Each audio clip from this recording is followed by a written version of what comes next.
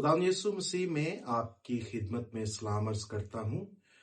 और आज मैं जो बात आपके साथ शेयर करना चाहता हूं वो खुदा की मर्जी पर चलना है। किस तरह हम चल सकते हैं। बाज़ औक़ात इंसान अपनी ही राह को दुरुस्त समझ लेता है और वो नुकसान उठाता है।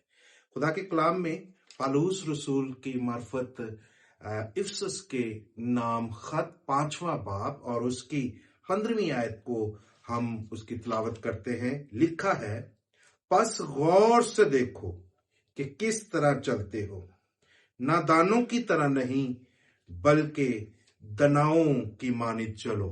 इसके साथ हम इमसाल की किताब में से अपनी रहनुमाई के लिए एक हवाला और हम तिलावत करते हैं। इमसाल 14वां बाब और उसकी 12वीं आयत। ऐसी राह भी है जो इंसान को सीधी मालूम होती है, उसकी इंतहा में मौत की राहें हैं। खुदा का पाक कलाम पढ़ा सुना जाना हम सबों के लिए बाइस बरकत हो, आमीन। यही आयत जो इमसाल 14वां बाब और उसकी 12वीं आयत है, इसके आगे दुहराई है एक 16वें बाब की सेम टू सेम आयत। ये आगे वैसे ऐसे ही लिखी हुई है जिस तरह हमने अभी आपके सामने तिलावत की है कि ऐसी राह भी है, इंसान को सीधी मालूम होती है पर उसकी इंतहा में मौत की राहें है। जब हम अपनी मर्जी से, अपनी अकल से ऐसी राह पर चलना शुरू हो जाते हैं तो याद रखें उस पर नुकसान है, बर्बादी है, परेशानियां हैं, डिप्रेशन है और इसमें नुकसान ही नुकसान है। हम सेम इसी तरह एक बाइबल मुकद्दस में से हमारे सामने एक बहुत बड़ा किरदार है लूका की अंजील में। वहां पर हम मुशर्रफ बेटे की जो है वो कहानी को सुना है, पढ़ा है और जो है बार बार इसके ऊपर हम मैसेजेस सुनते हैं।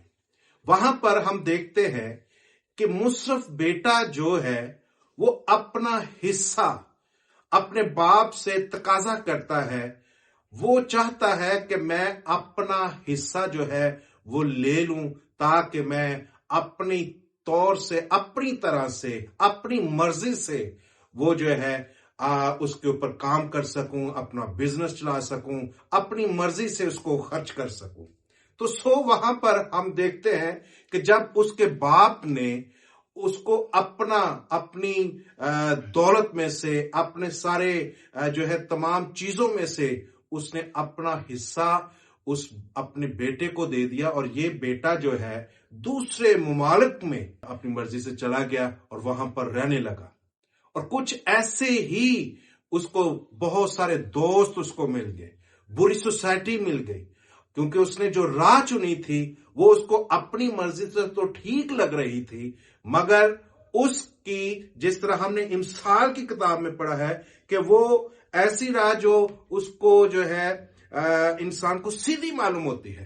तो याद रखे कि उसने अपनी मर्जी से ऐसा मुल्क चुन लिया जो जहां पर काल था, जहां पर जो खुदा की नजर में वो लोग ईमानदार नहीं थे। लिहाजा आखिरकार उसने आहिस्ता आहिस्ता जो उसके पास रुपया पैसा था, जो वो बिजनेस करना चाहता, जो वो कारोबार करना चाहता था, बुरे सोसाइटी में रहकर और उसने जो है वो अपना रुपया पैसा खर्च करना शुरू हो गया और यहां तक कि उसके पास एक कौड़ी भी, एक रुपया पैसा भी ना रहा और उसको आखिर में मजदूरी करनी पड़ गई, जहां पर जानवरों की मजदूरी, जानवरों का चरवाहा बन गया।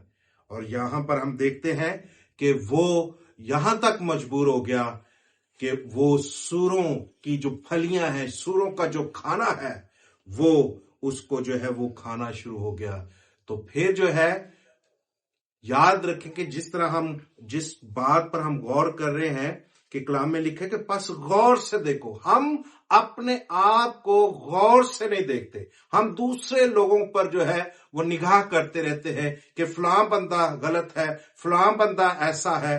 तो हम अपने आप पर निगाह करें। कलाम में एक जगह और भी लिखा है मत्ती की अंजील में कि तू अपने भाई की आंख में से तिनका जो है वो देख रहा है, मगर तेरी अपनी आंख में वो शतीर है। तो अपनी राह को सीधा करने की जरूरत है, अपने आप को देखने की जरूरत है कि मैं किस राह पर जा रहा हूं। तो इस मुशर्रफ बेटे की तरह अगर हम अपनी राह गलत चुन ली है, तो आज भी मेरे लिए और आपके लिए ये मौका है आगे बढ़ने का, बरकत पाने का, इकरार करने का।